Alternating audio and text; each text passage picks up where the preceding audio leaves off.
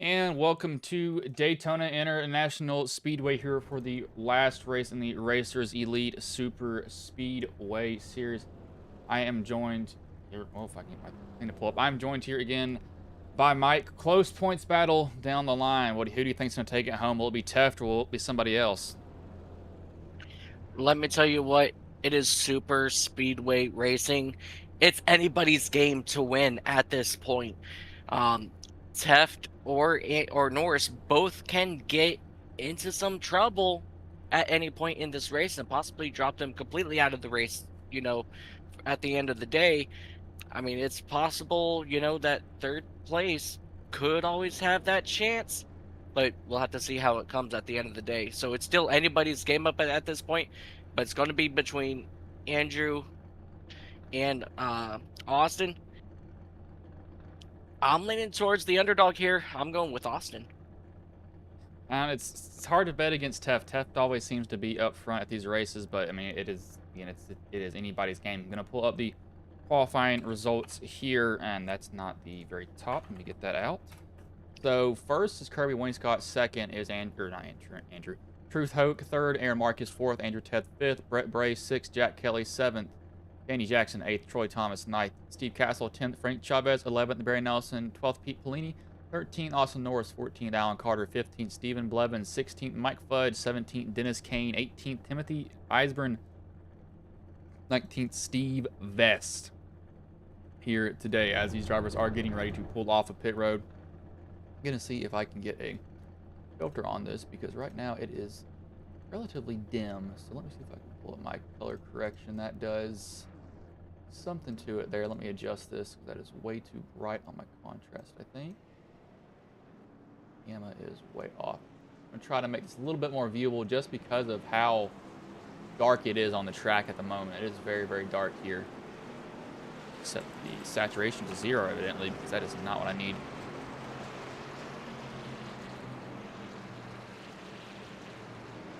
This here is absolutely one of my favorite things to watch. I live only 20 minutes from this racetrack. I've been there multiple times.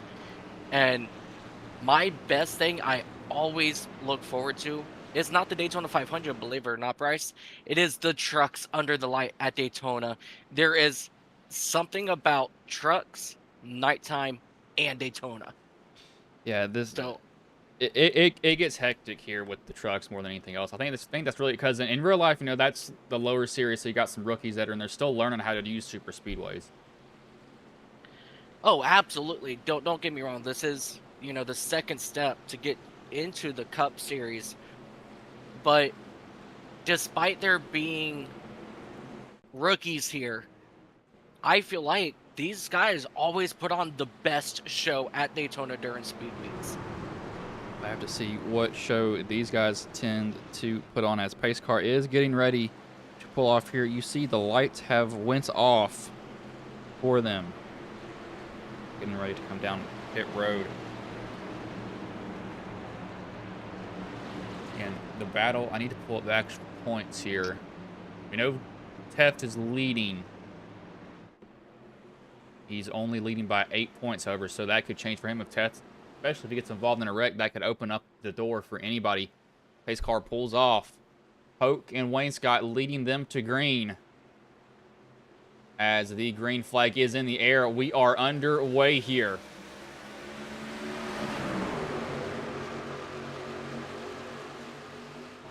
Now remember, it does take some time for these trucks to get up to full song. As you see Marquise pushing Wainscott way out front. And so that will allow those two to get out away from that top lane there that's being pulled by Truth Hoke in that number 55 truck. Everybody looks like they're going to motion down towards the bottom a little bit. We're going to have somebody try that top line. I think that may be Hoke up there. And that is the silver and blue car there. He's getting a good shove from Teft. Teft going for the win here. Win will pretty much solve everything for him. It's just the better option for Teft. Go ahead and get the win. Don't even have to worry about anything else. Absolutely. But one of the things that he also wants to think about is those bonus points for leading the most laps and leading a lap. That could, at the end, determine who gets the championship at the end of this race. The 10, the 41, the 17, all going down this backstretch here. That bottom line. That high line's gotten a little bit of momentum. Treats is getting a pretty good shove from Teft. I think if you're worried, if you are one of these cars in line, you have to be kind of cautious about shoving too long because you can overheat pretty quickly. And when you overheat, it's not hard to cool them down, but you kind of get lost because unlike normal cars, there's no real indicator. I mean, your gauges will start flashing, but there's no check engine light or anything like that with these vehicles, so you got to keep an eye on it. Absolutely, that's definitely one of the things you have to watch. Once that gauge starts flashing that red, you can guarantee I'm backed out and trying to get some air for my truck, because I want to be able to keep this thing going till the end, as we have somebody trying to look 3 wide on the outside, but he'll tuck right back again. That may be the 4 Dennis Kane. I think he thought about it. He's like, there's just not worth it there. He's gonna get back down in line. Yeah, it's still a little too early, to be trying to make any kind of silly moves like that early in this race. So that was definitely a smart move, just tuck it back in line and wait for the laps to tick by. You've got 80 laps. These guys have 75% fuel, so most likely they will need to pit 2 times at least, and then they should be able to make it to the end, I believe. So, yes, that is correct. Yeah. Hell yeah. The guys that are pushing, they're going to be able to save a little bit more fuel than the 2 people that are pulling the lines. But I don't think it's really going to make that huge of a difference on pit road when they come down for fuel. Yeah, and the only thing you got to worry about is if you're the leader here, you're going to be, of course, using way more fuel than everybody else. But I don't think they're going to be at such a huge deficit that they're going to be that hurt. They do need to keep an eye on that. As Hope will actually go for the lead there. He did a good job. Teft has been giving him a pretty good shove. Absolutely. This battle for first definitely is heating up. Some really good side-by-side racing here. As they say on TV, they've got, it's 180 mile per hour pace lap. That's what these guys are doing at the moment. Like pretty evenly split between the top and the bottom line. Looks like they thought about trying to make a move there, but they were against it. They're getting a little bit antsy here in the kind of the back portion of this line. They're not staying exactly in line with each other, but I'm not that worried about it. I think they're going to be fine. You can see that 196. He's moving up. That's Barry Nelson. Moves up just a tad. I'd be worried if I was maybe the car behind him or in front of him. I wouldn't be worried so much as being the car in front, maybe behind, because with him moving up and down, you don't know if you're going to accidentally make a little bit of contact with him, and then that ruins your race from that point on.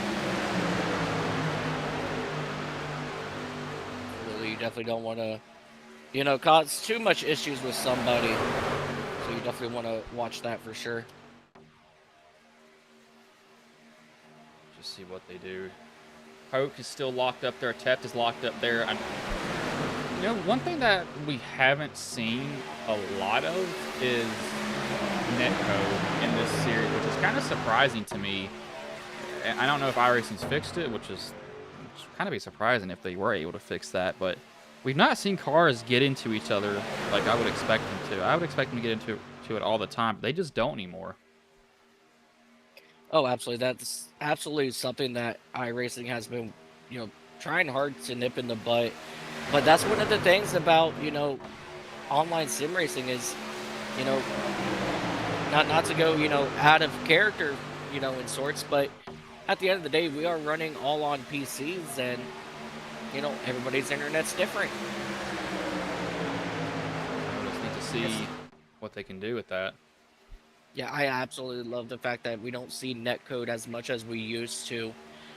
I know I said it before, but I've been on the service for 15 years now, and netcode, we see it not even like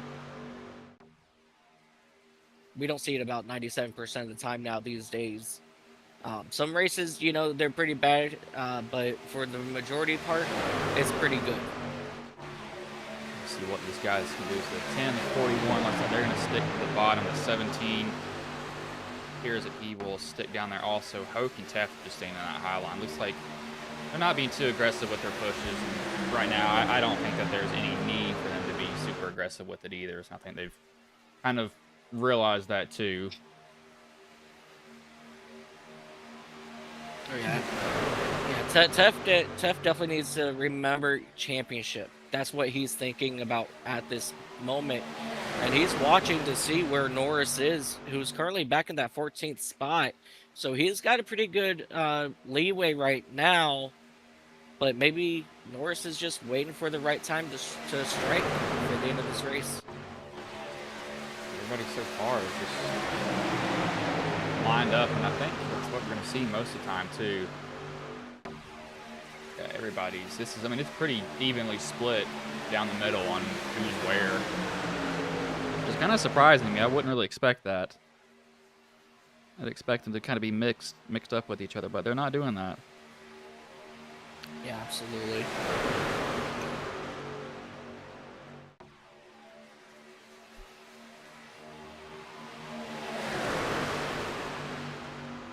Wayne Scott still going to run that bottom line.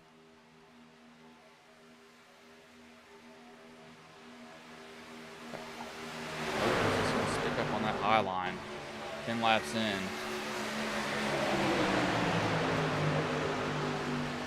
Almost a little bit of contact there. They're starting to move around a little bit. Hope got up off that middle line. That could have been bad for him.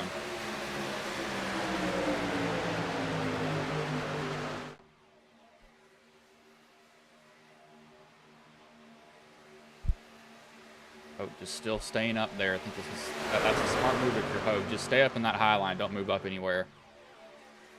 Yeah.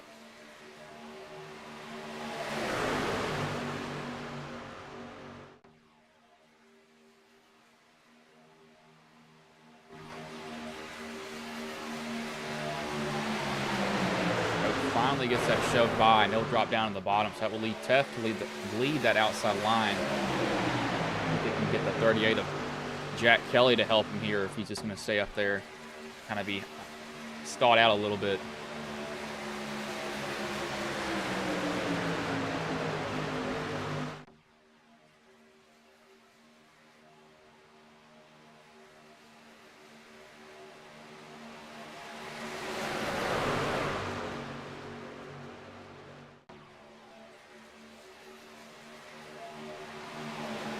Back. Looks like everybody's been able to latch on to this main group, so they're not struggling here, staying with each other, which is a good sign to see. Yep. I was just doing some quick math at the moment. The way they're currently running, there's an 18-point separation between Andrew and Austin, and the separation currently is just about 18 points.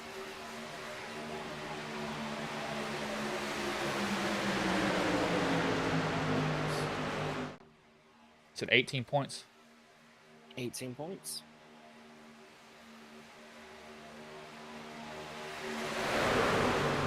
Keep an eye on Austin back here.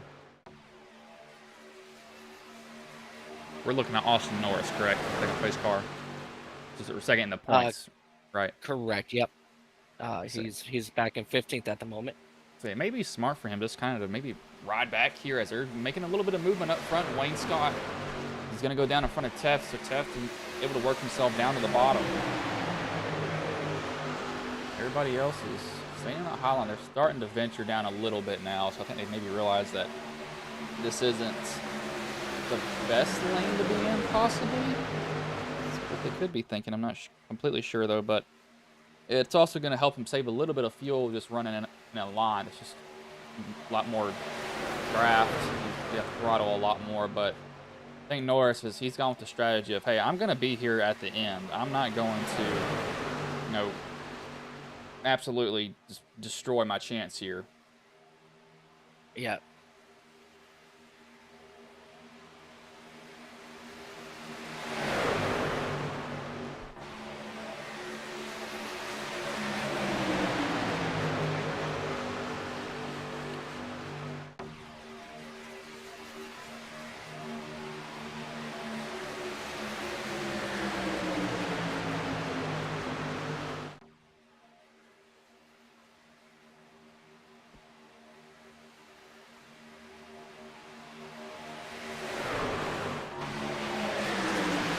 starting to heat up here in the front with that Troy Thomas now leading that top side, trying to see if he can get his truck out to the front here on race leader Kirby Wayne Scott.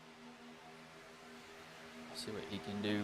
So Wayne Scott, he's leading the majority of this race. Wayne Scott did qualify on the pole. Got to keep that in mind. So he does kind of have that pure speed at the moment. Let's see what Tef does. Looks like he's going to try to go to the outside. A little bit of a move. And there goes Troy. Will he save it? No, there's going to be a wreck behind. Big, huge behind. Troy Thomas comes back, gets into a couple people, but everybody moves away. And it looks like Austin Norris did make it through that complete mess back there. See, off the edge of the screen right there, we'll look at Troy. Not so sure he didn't get hit that sent him down there, because it looks like he got a little bit loose, and then people started fanning out behind him to avoid, and then it looks like somebody gets ran over. That's Aaron Marcus. Ran over, and then it's just on from there. Cars are just nailing each other. Doesn't look like it's horrible damage for some of them, but that's definitely damage that they're going to need to fix.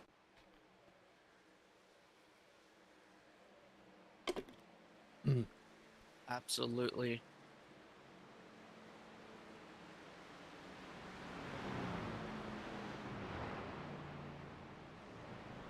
I think if you're one of these drivers here, maybe I come down pit road, get fuel, and I would not get tires. Tires, I feel like would just be kind of a waste right now at the moment. Yeah, I just feel like that's a smart thing to do. So I just looked back here at Norris and his number 7 truck. He did get a little bit of contact in that, but I'm looking at where he made contact with that front end. I don't see any damage, so it just must have been just a nice little fender rub, just to bounce a car off of him, or a truck off of him. So he looks pretty clean other than that.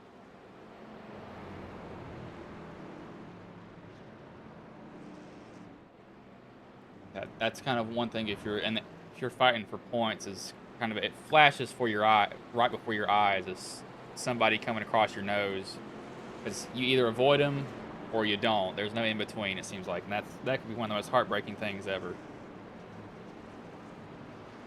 I agree 1,000% with that. All right, it looks like we may have some takers here down on pit road. Good opportunity for a lot of these guys to come on down and get damage repaired on their trucks. Looks like the Ford truck may be doing just that, as well as he has a big old dent in the front end.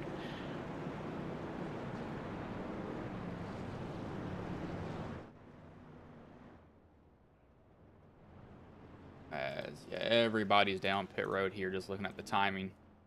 Nobody stayed out, which is kind of what I expected to see. Yeah, somebody's parked in their stall still. I wouldn't be so worried about the race off pit road. However, Norris gains a lot of positions with that pit stop, so maybe he can play that track position move, but Tef comes out only one spot behind him. So that could mean disaster for him possibly here. That very well could be, absolutely. But you know what that means for us up here in the booth, Bryce? Drama. It's going a lot of drama. Because now with Norris up here, he's going to be thinking, hey, Taft, I want you to go drop to the back for me. Yeah, and some people will be willing to do that, others won't. Absolutely, absolutely. All right, so this totally changes everything here in the standings. Let me go ahead and get those updated numbers out here for you real quick.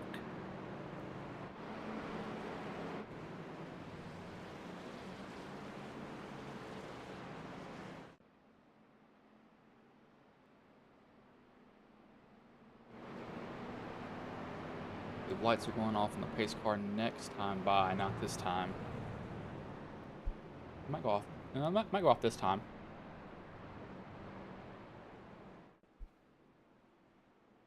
Yeah, they should have gotten the 2 to go this last time by, so we should be getting ready to go green when they get back around to start finish line.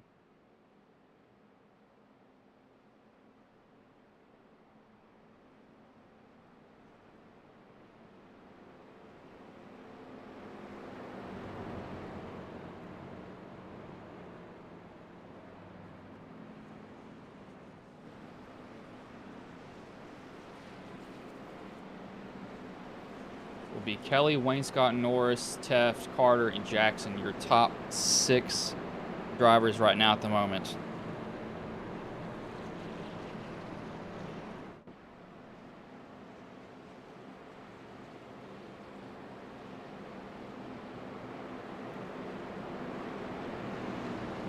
At Vest, he is one car pulling off a pit road right now. He is not a lap down, though. He'll be able to catch up to the tail end of the field. Trying to keep his fast repair for as long as possible. Which is a good move from him.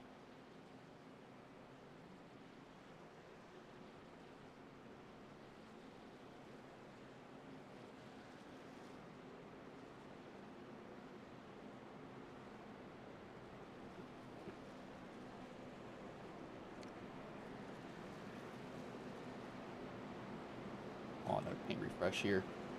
To make sure their paints are coming in correctly.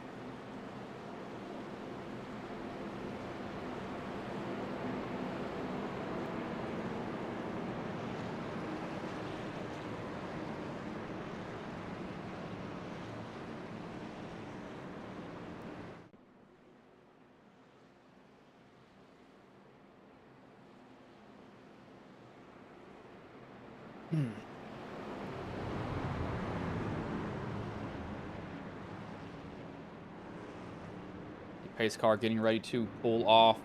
Wayne Scott and Kelly will lead them back to green. 19 laps down of 80.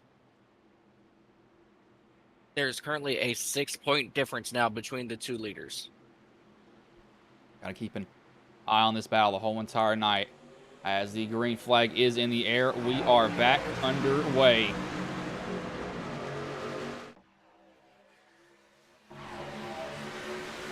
Wayne Scott in that number 10 truck, he got a really good jump there, getting a big old push there by Andrew Teft. And the 38 of Jack Kelly, he's stuck all by himself so far on that inside line. And this is going to allow Teft to come up into that 2nd spot now. And that's going to drop Norris all the way back just to about that 6th spot on the inside. Norris might want to settle in there possibly, see if he can get a little bit of a shove back up there. He's getting a little bit more movement up to 5th now. Wayne Scott due to manage this gap here. He's got Teft behind him. Teft, I think, has to play more defense as Kelly's going to go around, almost flips, and we have another caution here.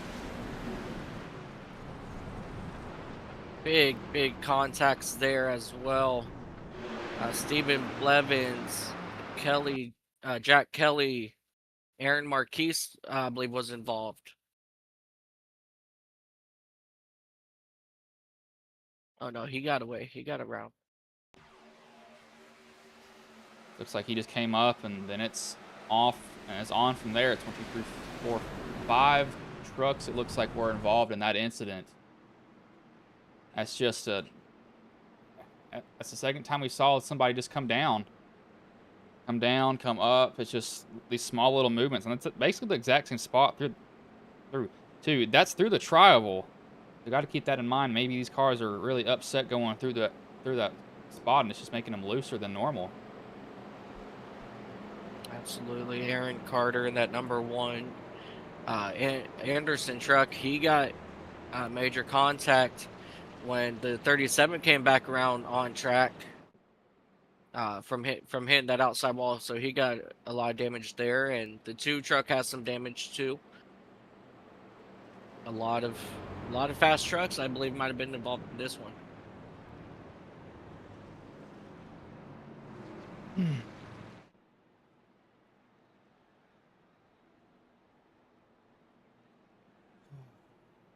See who comes down pit road. Got 4 guys with meatball flags. Wayne Scott's gonna stay out. Looks like a good majority of cars will come, or trucks will come down pit road, evidently, because some of them don't even have fenders. So Wayne Scott stays out. It's gonna be the kind of the odd one out on this. We'll see a lot of them sit on pit road, get damage fixed.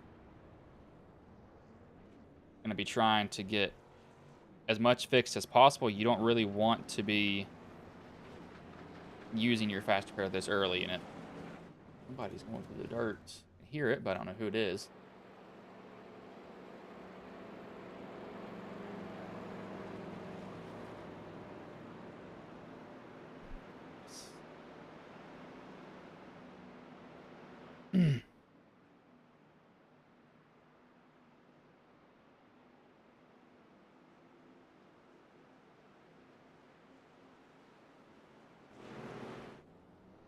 Castle Fudge Vest. I think everybody else that was in the wreck popped their fast repair because I don't see anybody else. I don't see anybody else on pit road that was in that. And I'd be seeing them right now if they were.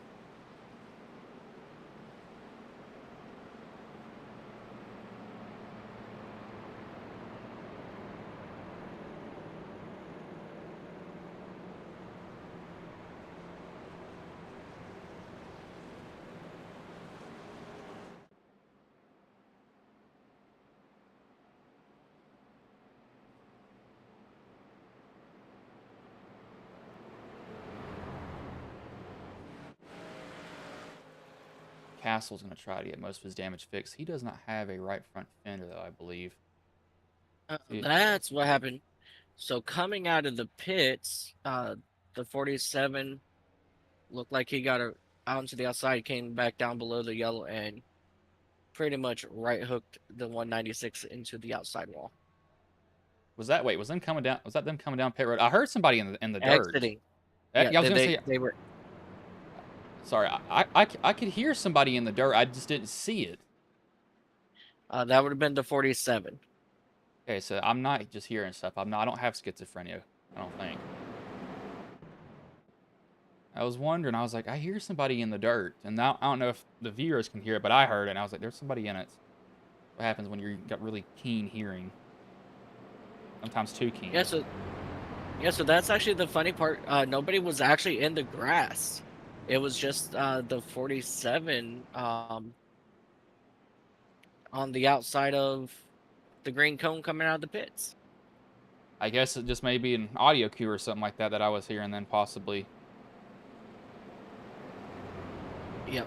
I believe that's what you're hearing because I didn't see anything else other than that.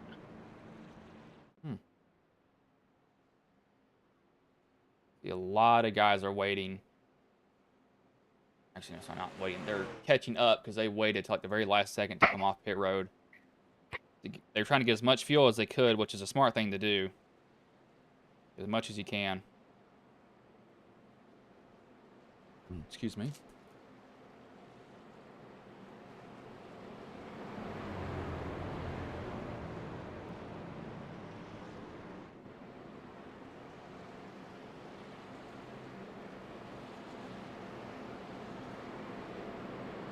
Right, so it looks like Kirby Wainscott, he's going to choose the outside for this restart, and that'll bring Andrew Teft down right in front of Austin Norris in that 7 truck. So it's going to be very interesting to see how this plays out. Austin Norris could really just unleash the devil in him right now and just wreck Teft if he wanted to. He could, but that would also mean a possibility of getting kicked out of the race, and that would be the last thing that he wants, as Wainscott gets a big jump there on that start and gets down in front of Teft, and I'm starting to think that's by design. It most likely is. Just need to see what later on in the race is going to be. Well, now he's going to go to the how line, so maybe it's not. Teft is going to the outside. So this could possibly be Teft's lap to lead here if he can get down in front of Wainscott, which he does. So that's going to give Teft a bonus point for leading a lap if he can lead it all the way to the start-finish line here.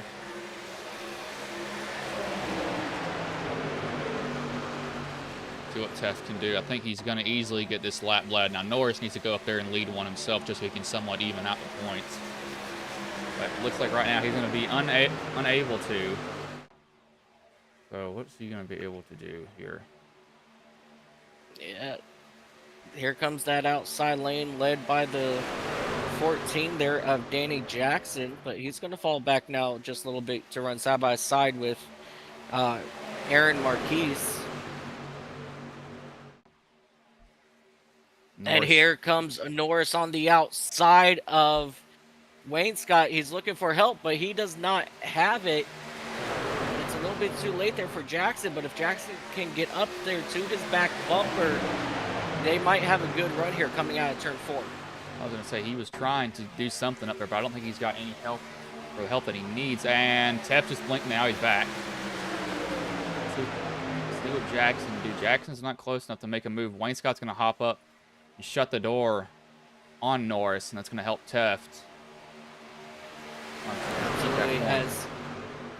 As Teft continues to have some sort of radio connection issues, his team is probably hollering at him, letting him know possibly change out his radios, because that can cause some big issues here, as we saw some big checkups there behind him just a moment ago. You do not want to be the guy behind the person who is blinking. That is one of the scariest things to deal with. It's just not fun. It is not fun at all. I know I was a blinker before we got broadband internet. I know how it feels. And so sometimes there's literally nothing that you can do. Is that top line is just falling apart. They are not going anywhere. The Eisman on that bottom line, that blue and white, or white, what is that color? Like a whitish brown?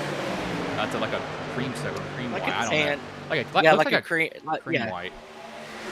Hershey car, or Hershey truck. I keep car, truck, same thing. They're both vehicles. But he's going to try to give Teft a little bit of a shove here. I think Teft is pretty content with riding that bottom line. As long as, they're not up on him too much, I think he'll be okay.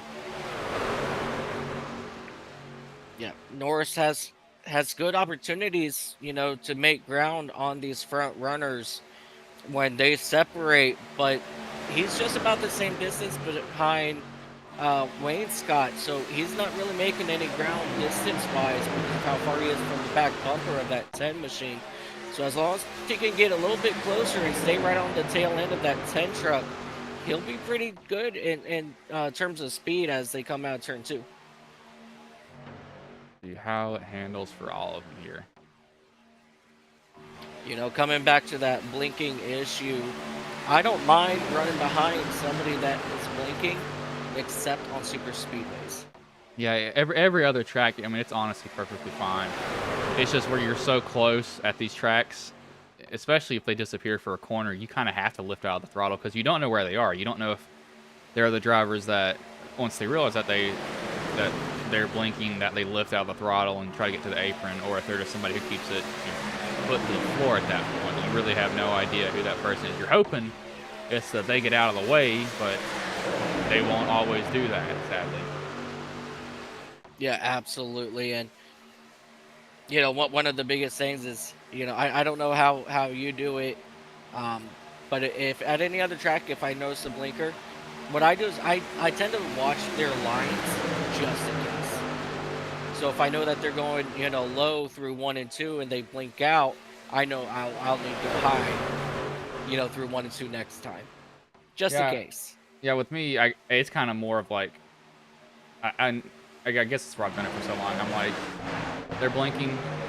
I'm going to guess where they are, but I'm not going to drive any different. I'm just going to keep my foot down, and if they get turned, they get turned. It sucks, and it's kind of a jerk thing to think, but I'm not letting that affect me to a certain extent. Now, if it's super speedways, that's a completely different story. I will be super aware of where that person is, but other tracks, I'm just kind of like, whatever. Absolutely, as Wayne Scott gets a good push by Norris just now, and that's what I was talking about, with them being so separated. But now that Norris has separated himself from Wayne Scott, that's going to drop them all the way back to 4th and 6th. Need to see what these guys can do. Norris is just not. He's trying to work his way up front. He's doing a good job, but he's kind of doing it so slowly at the moment. So they pitted on lap 21 and 7. Excuse me, 21 and 17. 21 they'll get them to lap 55 most likely on that. Yeah, that's a very good, strong possibility. Yeah, being generous and on that. Here they come down the back straightaway. Wayne Scott back out front, but Norris, he just keeps leaving too much of a gap on these straightaways, and this is where he's getting hurt the most. He needs to turn it around so that on the straights, he's on the back bumper of that 10 machine, and in the corner, he's off of him, and that's what's hurting him right now. Yeah, Hoke is just going to continue to ride here. Try to take the lead on his own, but he's got absolutely zero help. He needs to get that 10 up on him to help him. He has got absolutely nothing. Well, there's the 10. He said, "Hey, remember me?" As he gave him a nice shot there in turn 1. It's like now this could, or in the bottom line. Yeah, this could be very good here for Norris as he goes 3 wide now, heading into turn number 3. Norris, what are you doing? I don't think that's a wise move, my dude. He is. And thinking, well, now I was going to say he doesn't have any help. Now he's got help, and the Jackson's like, I kind of want to help. I kind of don't. A little bit of contact between the two. And that right there. Jackson needs to decide who he's going to go with. He's being so indecisive. I mean, you can see he keeps looking. He wants to do it, then he's like, no, yes, no, yes, no. He wants to. I mean, just pick a lane, man. Absolutely. See, I'm not going to lie, I wish more people would run the outside lane. However, not to bash people here on iRacing, but they suck. At Daytona, they suck. Talladega, and you have a better opportunity to run 3 wide because you have 4 lanes. But Daytona, you have to be precise. You have to be precise at Daytona to be 3 wide, because if you're not precise, then that's all she wrote. See Norris still trying to make his way up here. He's in a somewhat good position right now, but he just has to hope that Teff somehow struggles here. Absolutely, I agree 100% with you. And here comes Hoke on that outside. And that AC Delco machine, he's going to get a good shove here by Wayne Scott and jump out to the lead. Now the question will be, will these 2 trucks move down now that they are clear from Teff? Looks like they will. Kind of a little bit of a jumble up back there. It was Kane got out of line just a tad. I don't know if he got hit or what, but he definitely kind of poked out, and it didn't seem like somebody may have jammed their brakes and jammed them up and made them kind of stack up and spread out so they didn't have to plow into each other. That just hopped up into that high line. If you're Norris here, this is a chance to maybe hang Teff out, but you got to get Jackson a little bit closer to you, I would think here. I don't think Jackson's close enough to do anything. Yeah, he's definitely not doing anything here, but that was a very smart move there by Teff. As long as he can keep Norris behind him, he knows he's good on points, no matter what position they finish. Now, what Norris is hoping is that Teff crashes out, because he needs as much points on him as he can, and he needs to finish 8 points behind Norris, or Norris needs to finish 8 points ahead of Teff in order to win the championship today.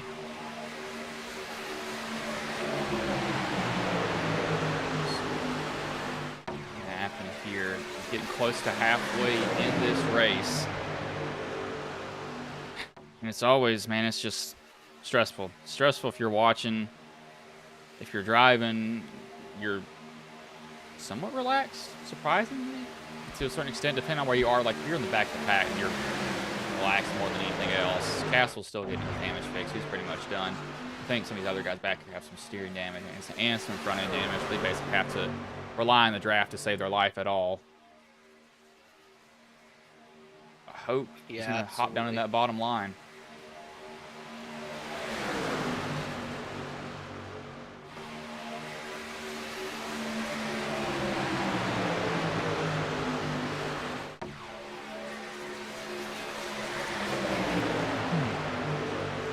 guys still running up here in the top 5, you know, for the championship here. So it's interesting so far as Tefts continues to have a little bit of radio issues, and that caused Norris to back off just a little bit there down the back straightaway.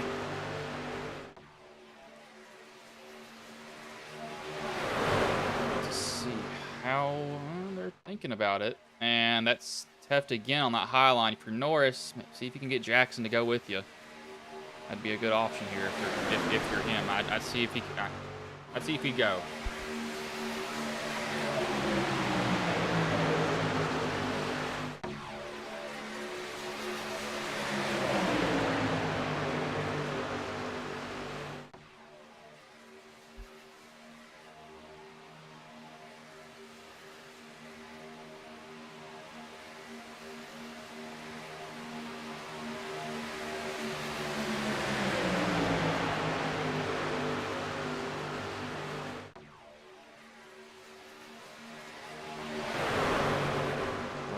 Scott do? Can Norris do? So boxed in right now. They're starting to get a little bit restless though. They're moving up and down just a little bit. They're not venturing too much, however, so they're keeping it pretty close with each other. We are now back at a high-speed pace lap here. And here comes Norris with the push on Teft, but Wade Scott's giving Hoke a good push here on the back straightaway now. And they're going to hold some decent amount of momentum heading into turn 3 and 4 here. And with Teft keep disappearing, that's just going to drop those guys back a little bit more. So at this point, you know, if I was Norris, I'm going to try to make my way around Teft here, because now you're just holding me up. It's not a bad idea to kind of duck out. Say, hey, I'm kind of done with this. I need to get out of the way. See what we can do.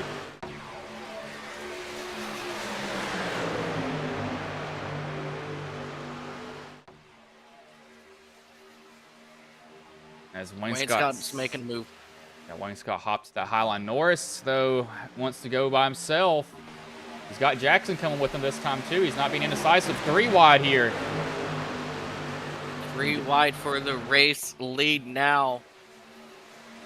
Trying to keep it there. Jackson still pushing Norris there on the outside as they continue to run 3 wide back there for the 5th spot, with little contact made by Norris and the 196 of Nelson as they get themselves sorted out. Let's just see what they can do. Norris fell back a little bit and have to try to regroup himself now. It's not over for him. He's still got half the race left to work his way back up. Absolutely. Still got plenty of time. 2.5 miles here at Daytona. It's a long time, especially running, 48 seconds a lap. So he's still got plenty of time.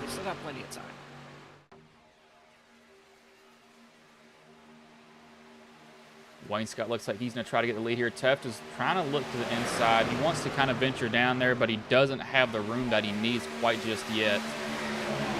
So if he's able to make it, then it'll be good for him. But he wants to try it. He has the option to. Yeah. Yep. They have just under 98 miles remaining in this race, so they still got plenty of time.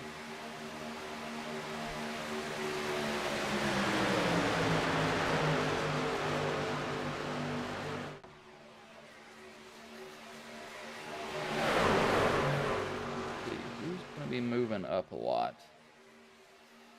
Norris big movement.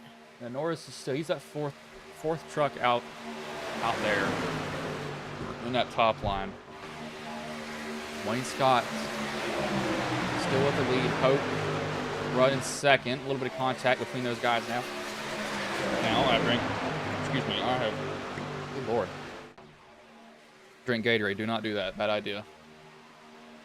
I was about to say, what'd you do? That Sprite challenge? No, I don't. Dude, I hadn't had a soda since my freshman year in or high school, and I just graduated college last year. So, in like 7 years, I have had anything carbonated. But Gatorade, I don't know what it does to me.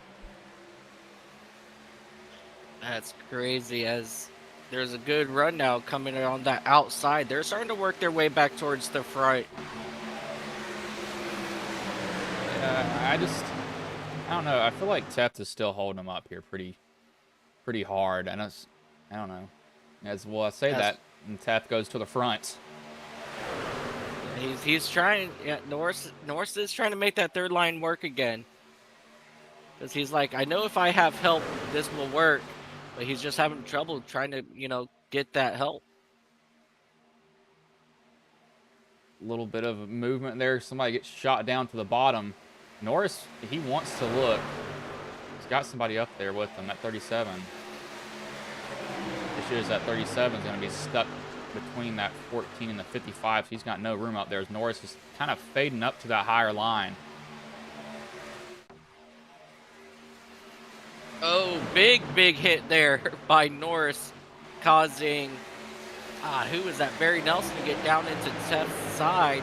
And here comes that 37 around the outside, still running it 3 wide. He's like, y'all get out of my way. Let me show you how it's done out here. As he's now making his way up to the third position here on the outside. I kind of watched them all scatter there, and he's up there by his lonesome though. He's got really no help. And he's gonna drop back down to that bottom line or middle line. He's gonna lose about 4 spots at 37. Gonna try to get going here. But as I had a feeling they were actually, I was about 10 laps short. Oh, they're pitting. Oh, can y'all get down to pit road speed is the question. Everybody looks like they got it. Yeah, they did. They got down to pit road speed. Now, when does this group come? I feel like that's early. Maybe they're trying to time it, where they have to only hit this last time. I feel like he could have gone a lot longer than that. Yeah, there's a good possibility, with that.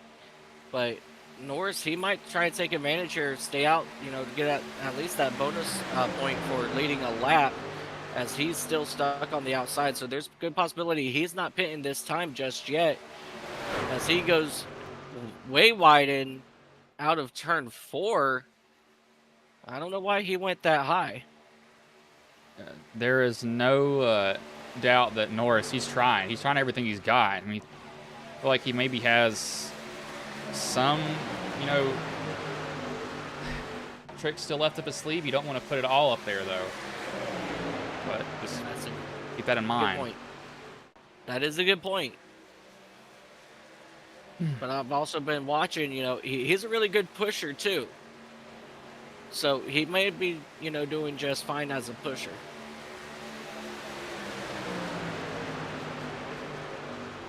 As you see Nelson take the lead there, now they're going around the 2 truck now of Mike Fudge, as these more drivers now are coming down pit road. That's Nelson, Hoke, Kane, Marcus, and Thomas all came down. So Teft has been down. Norris is still out. Got to keep that in mind. Yeah, I'm showing Alan Carter, Norris, Heisbrand, Jackson, Bray, Belvis, and Vest still need to come down for their final pit stop.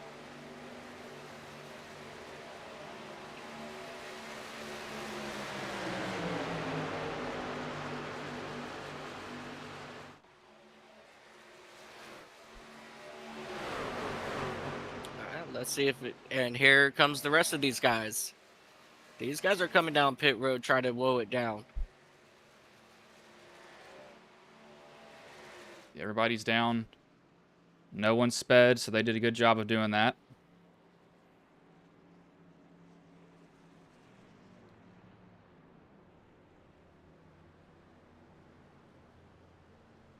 See if they can get clean in, clean out.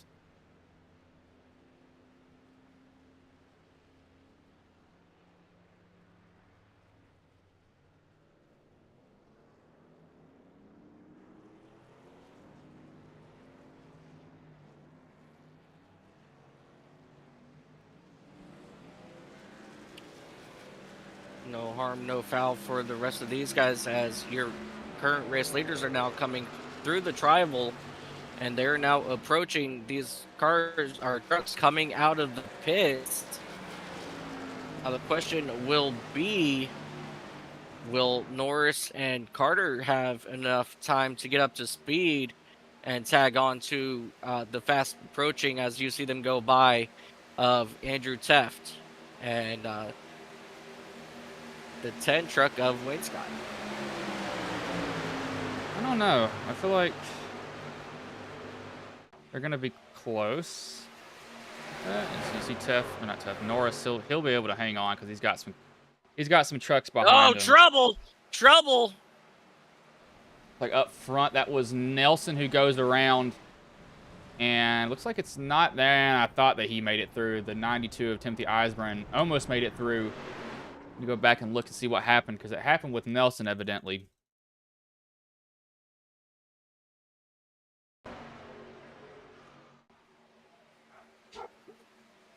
It's like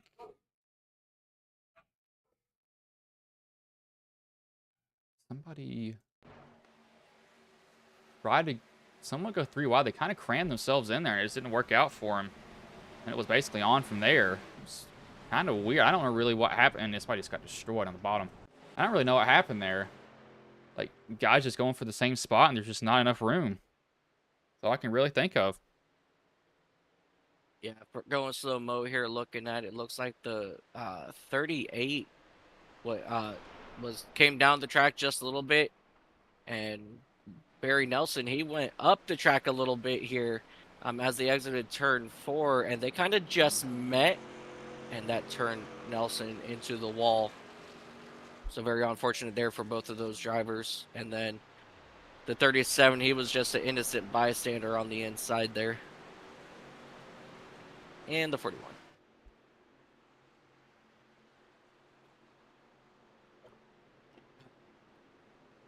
Oh, I don't think anybody got caught a lap down. They all should be fine on their track position, on being on the lead lap, that is. So I don't think we'll have to worry about that. Hopefully for them.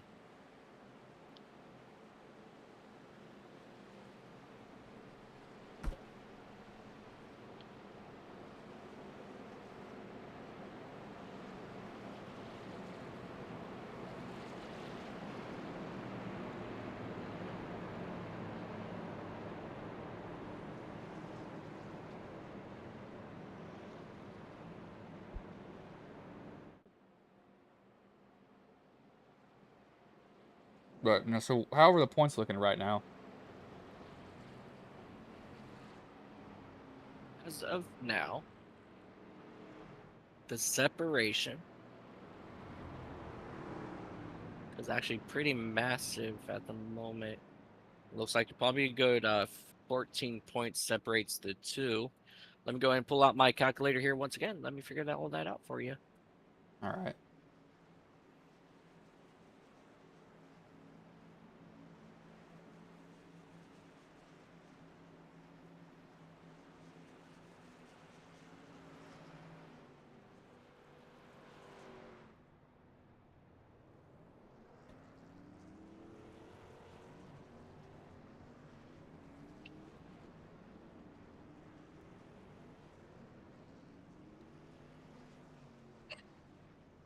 Alrighty, once all this gets here taken care of out of the pits, I'll be able to give you a definite answer on all that.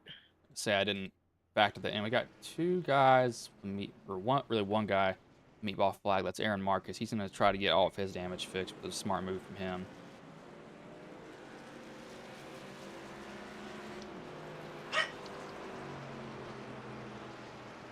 Yeah, so he's currently here in the 3rd spot is Teft. So he's going to come up with 41 points currently added to his 251, which includes him leading a lap. And that puts him currently at 2192 in points. And for Austin, who's back there running in the 8th spot,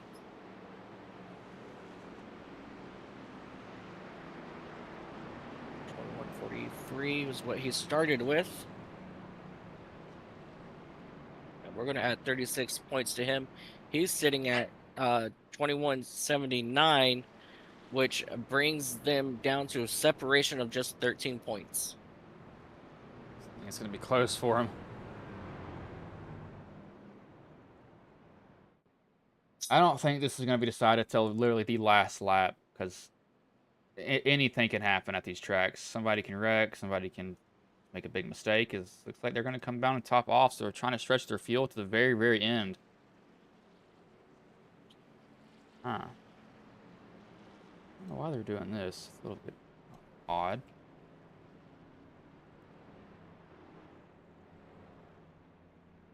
I step away and let my puppers into the room, and I come back, and they're all coming back down pit road. Yeah, I think they're topping off just so they can get to the very end. So they're probably on the very, very edge of their window. Yeah, that's... Yeah, for sure. They're definitely getting close to it.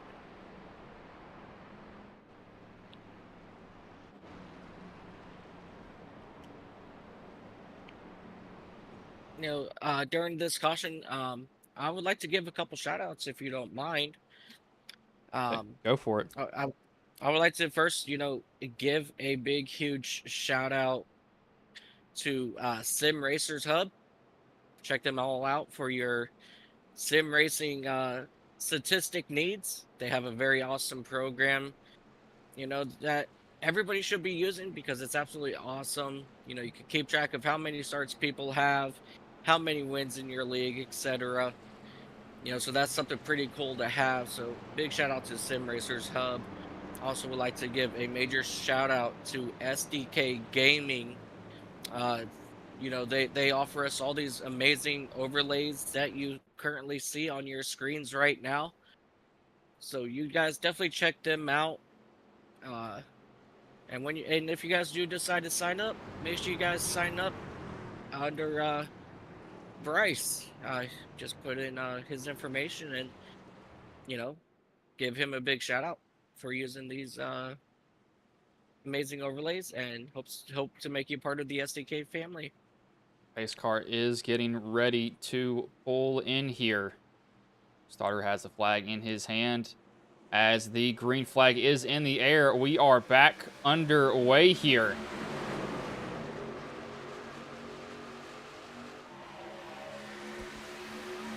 The Blevins with the lead, and you got a black flag. Blevins has a black flag, most likely for a restart violation. This has really jumped up the whole field. As it looks like he's getting way out of the way, which is a smart move from Blevins. I can respect that for him doing that. So he's going to get out of the way of those guys, not be a factor in trying to get to pit road. Well, he needs to get down to the bottom, though, so he can serve it. I just realized that. He's got to find some way to get down there. Are you talking about Blevins in the number 51? Yeah, he has a black flag for a restart violation, it looks like. Yep, as they come out of turn 4, let's see if he's going to come down. He is not going to come down pit road this time. I think he has a way to get down, even if he... No, he does. Maybe he's trying to debate that. Somebody... Who was... That was the 2, so that was Fudge. They looked the same for some odd reason. I got a little bit sidetracked on who was who. Yeah, because I was going to say, Blevins is out here out front leading on the inside.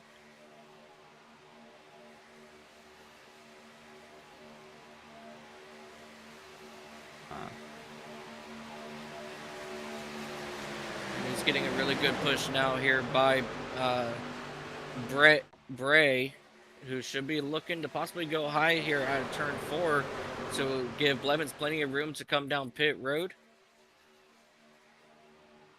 And the only thing I could think of with Blevins is he's trying to talk to RC, or he's trying to maybe stretch his fuel a little bit longer to where he can maybe pit once and everybody else has to pit and he doesn't have to. Possibility that he's trying to do. Yeah, absolutely. And I want to give out a big shout out as well to Chantel Pottle. You know, she does a phenomenal job, you know, doing the race control for this league. You know, she's always been on top of her game. She's does amazing paint schemes as well. So if you guys need anything, you know, paint scheme wise, hit up Chantel Pottle. You know, Pottle Racing, I believe she goes under. I think. So check her out. Check out some of her schemes. They're absolutely amazing. And I just heard from Race Control that the 51 has his penalty waived, so it seems like there was no issues on that restart. And our racing's restart thing is really funky too. Maybe that truck spun their tires, or there's a wreck before it. If you pass somebody on the outside, it'll give you inside. It'll give you a black flag, which just shouldn't happen. So luckily that got sorted out. That's why live race control is a good thing to have, but it's just hard to get. Yeah, absolutely. Which there is something coming for that, by the way, Bryce. But I can't say just yet, but there's a league out there that has something huge coming. So you just may want to keep an eye on, listen out for some news from majors, from the major series. Just a heads up. There's an awesome deal coming out for them soon. I'm just not allowed to say what yet. Brett Bray, he's going to be the one that's odd on fuel at that lap 48. He doesn't have the same amount of fuel as everybody else. He's got to keep that in mind.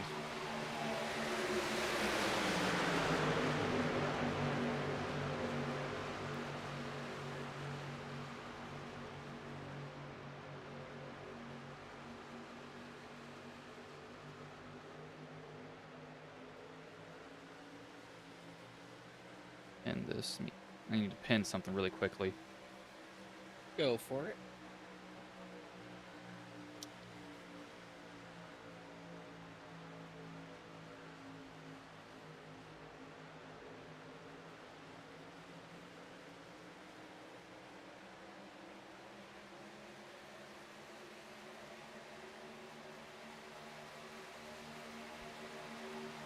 There we go. Looks like that's done there.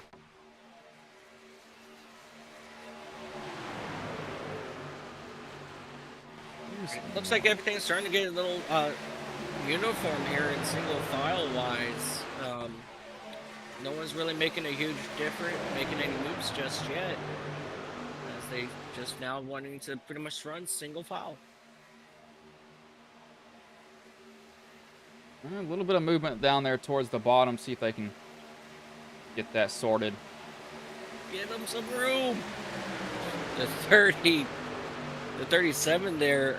No, not 37. I'm sorry. Who's up in there? The number 92. He almost was not able to get up, and he kind of had to shove somebody out of the way to make some room.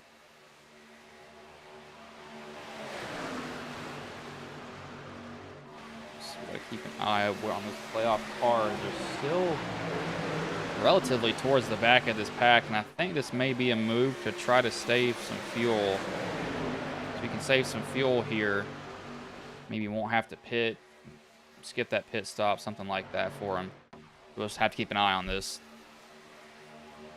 And we now have just under 20 laps remaining here tonight at Daytona, and less than 20 laps to determine our champion for this season. And right now, Teft is back in that 9th spot with Norris all the way back in 16th. So this isn't looking too hot now, you know, win-wise. However, as they run, Teft will still walk away with that championship.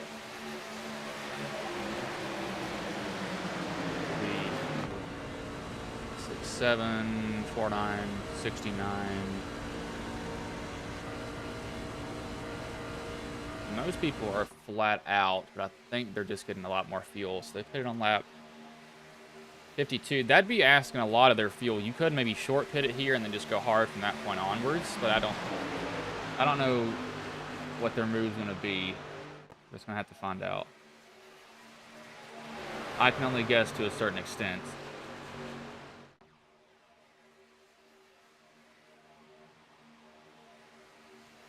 Yeah, absolutely. Give me just a moment. I'm going to do another little calculation here on something. And I'll let you know what that is about. Give me just one moment.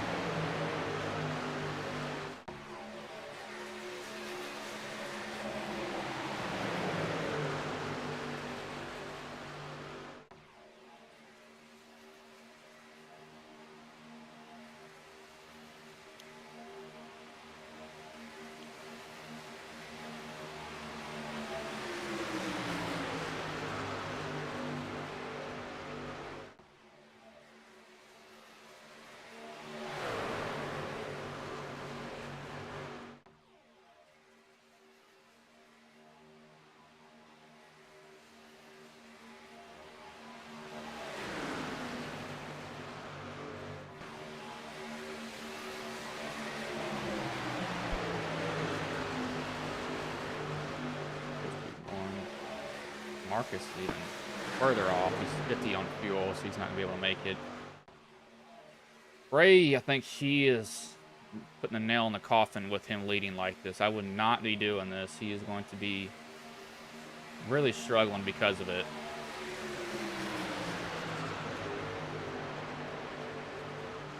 Yeah, that's for sure.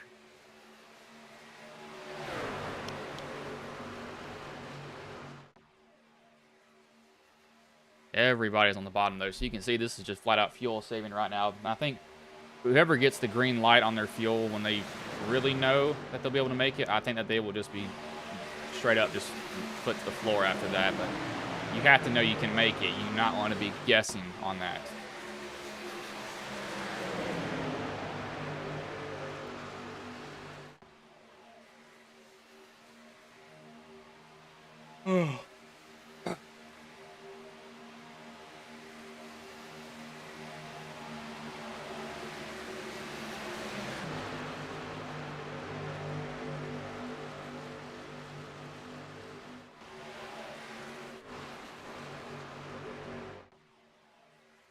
Evans, Carter,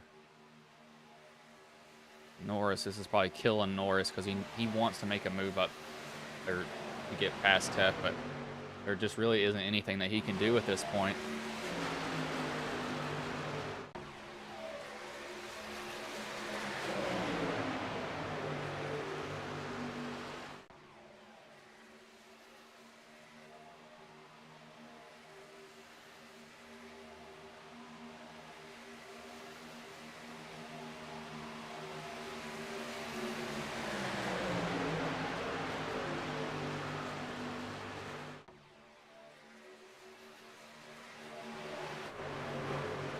Gray, Carter, Eisbren.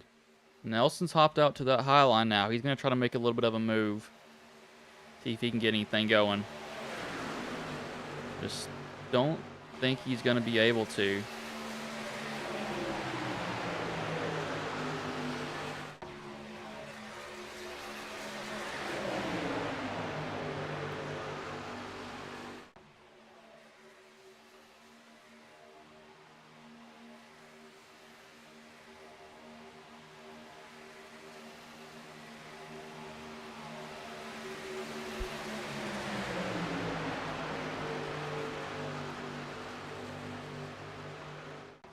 I see the 17. He's trying to make a move now.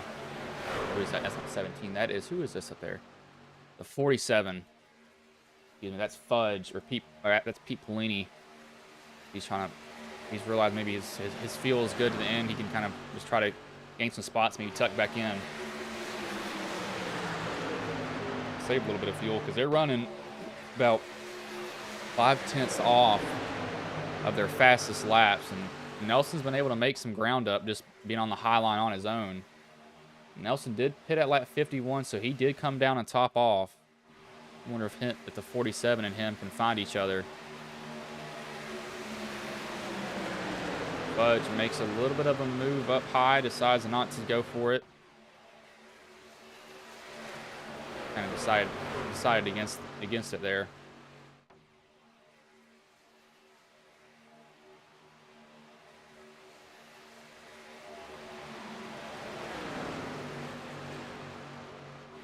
So I broke down some numbers here real quick. I was just very curious on, like, if something were to happen to Andrew Teft and Norris, uh, he would still have no chance to win the championship, even if he finished first and took away, with all 3 of your bonus points. So there's absolutely no way for Chavez to walk out of here champion. So this is what I've ultimately got. Teft, he needs to finish top 2 and avoid Norris from sweeping all the bonuses. A win will guarantee the championship no matter what happens. Norris, he must win the race, ideally collect all the bonus points as well, unless if Norris finishes 5th or worse. So as long as Teft finishes 5th or worse, and Norris gets all 3 bonus points, that's the only way he can clinch the championship. And if he does not get any of the bonus points, except the one for leading a lap, Teft will have to finish at least 7th or worse. Well, now you know what the situation is with 11 laps to go. Will that happen? Will it not happen? The way it's looking right now, Norris has just got nowhere to go. But Norris is back there in that 14th spot. Just one, event, though, can change everything. I mean, it really can. It'll open up the door for everybody. Got to be extremely careful here. Absolutely, and I just want to point out there is at least a 3-4 car length difference between Norris and that 06 directly in front of him of Steve Vast. So Norris has got to get that gap reclosed, and with it coming down, to 9 to go this time by, he's going to have to start making his moves to the front because we have less than, maybe 30 miles left in this race. And I think they're still in fuel saving. Some guys have flipped the switch, though, but this front pack up here is still fuel saving. They're running 48s. The guys back here behind them are running 47.7s. So I think that they've kind of said, screw the fuel saving. We're going to start going now because they have definitely picked up the pace just looking at the lap times. So it's going to start getting jumbled up here. Now, a caution wouldn't be a bad thing. It would, I think, it'd get everybody to the end. But you got to wonder, do they throw their brains away even further from that point?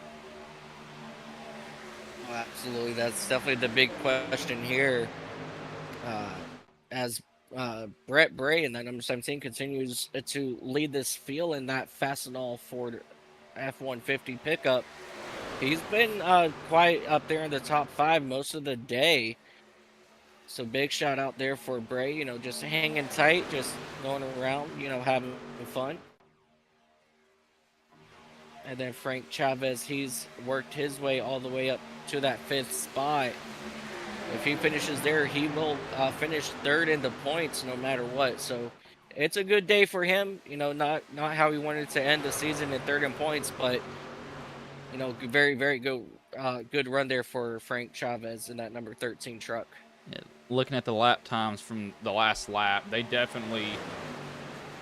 Well, no, now they're way slower, so they're still trying to manage their field. Nobody knows if they can make it.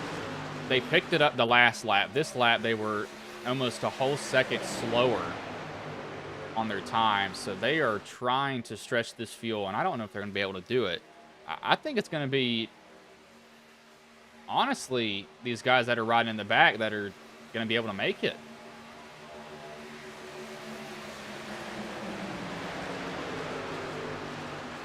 Yeah, it's definitely going to be very interesting here. I'm going to tune in to the voice chat. And, oh, hold on. Here we go. We got pit stops. So some guys are going to hit at the very last second, get just enough fuel. I don't know if you can make it here. You can try to stretch it. You really can.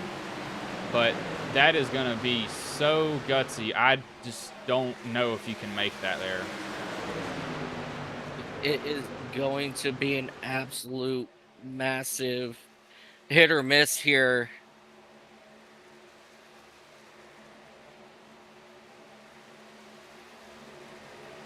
I don't know if there's going to be enough time or enough time for these guys to save. As you see, Norris, he's looking to make some moves on this outside, heading up towards 4th spot here in the closing laps. I'm gonna say I saw Norris was one of those trucks all the way in the back. So he will get up there to 3rd. So what did you say the situation was for Norris again?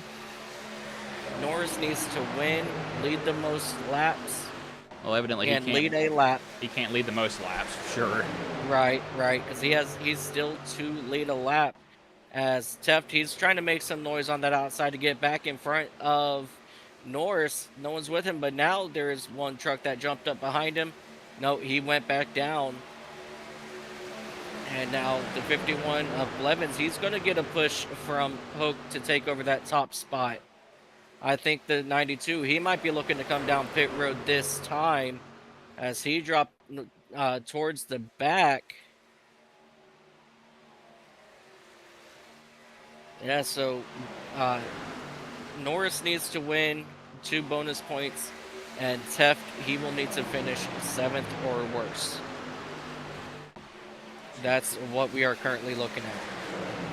I wonder if Teft can make it. These guys in the back are laying off even more. They're running 49. That's they're about more than a second and a half off the pace. And Teft, I don't know if Teft can make it. I don't know if these guys up front can make it. I think Norris maybe might have played his fuel absolutely perfect here. Yep, in order, if say like he finishes here in 3rd. Let me see.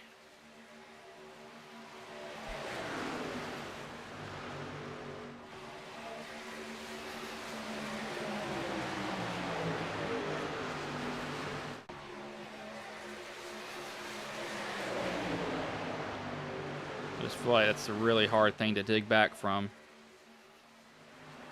This fuel it's such a hard thing to just manage. So, and you know, once you jump ahead, you can't really earn that fuel back. You have to really lay off if you're going to do that. Yeah, absolutely.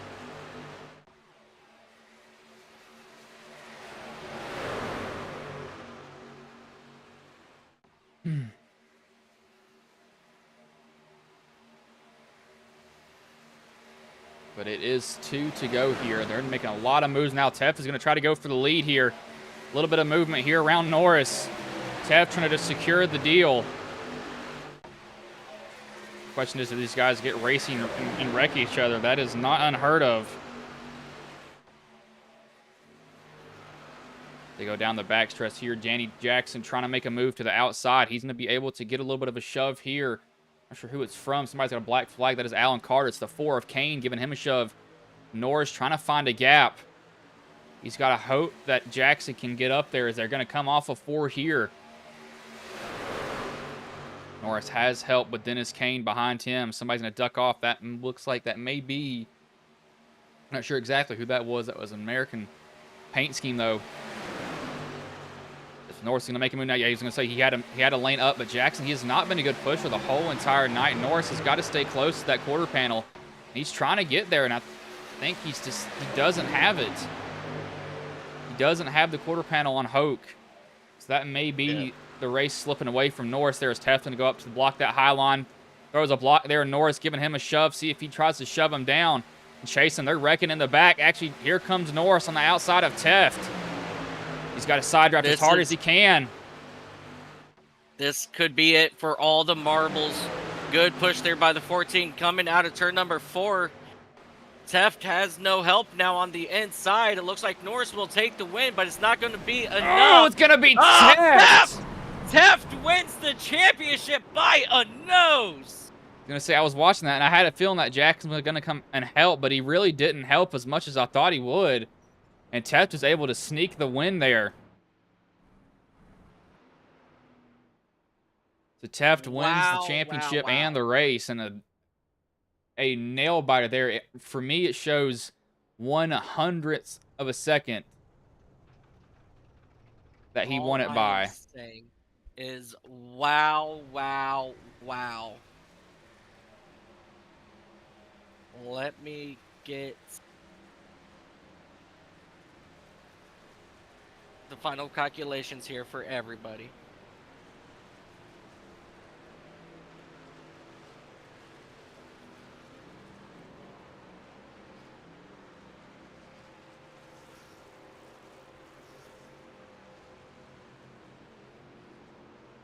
So Norris was so Austin, close. yeah, Norris Austin, he did not lead a lap, and that is very unfortunate for him. 41, 40, or 21:43, and he came in second, which puts him at 21:85. I'm trying to see who had the fastest lap.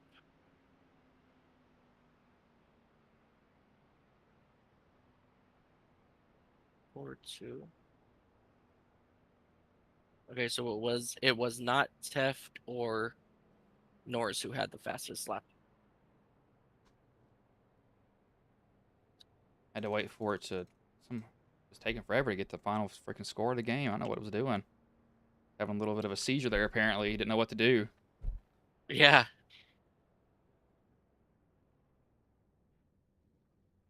So 21:51 plus the one lap or bonus point for leading the lap.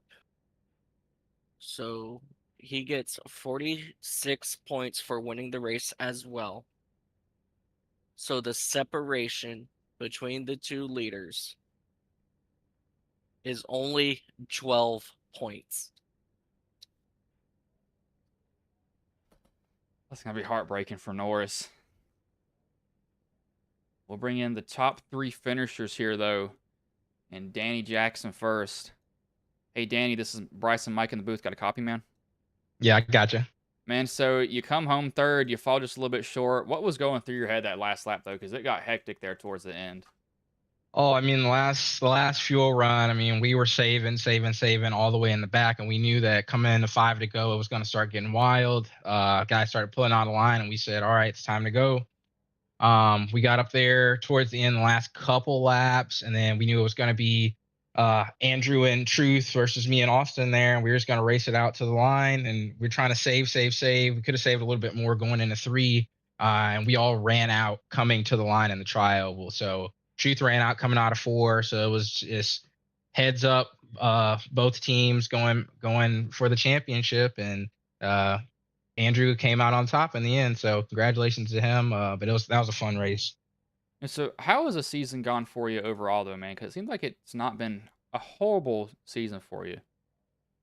Well, yeah, I mean, I started off strong. I think I'm a decent super speedway racer. We get all our tips from Stephen Blevins. He's our resident super speedway guy. So it hasn't been too bad of a season. Just trying to stay with the strategy, get used to the long green flag runs with the fuel. So I had some good finishes in there, had a couple bad ones. That wreck there at Atlanta kind of took me out of contention. So that the mission was get one of my teammates to the championship, get him the win. So yeah, I mean, it was good experience overall for the season. Just came up short a few times, but live and you learn, get some more experience. And we'll try again next time. All right, man. Well, before I let you go, is there anybody you want to thank? Any sponsors you want to shout out that may have been watching the stream here tonight? I want to shout out Big Whisk Green Chili Jam. That's one of our team sponsors. And I want to shout out all my teammates at Sky Motorsports, and shout out Andrew for putting this whole thing together. Racers Elite couldn't be running without him. So just shout out to them and the whole Racers Elite team. All right, man. Well, I will let you go. Good job coming home third tonight, man. Yep, thanks. Daniel Jackson, the third place driver. We will bring home the second place driver, or bring in the second place driver, Austin Norris.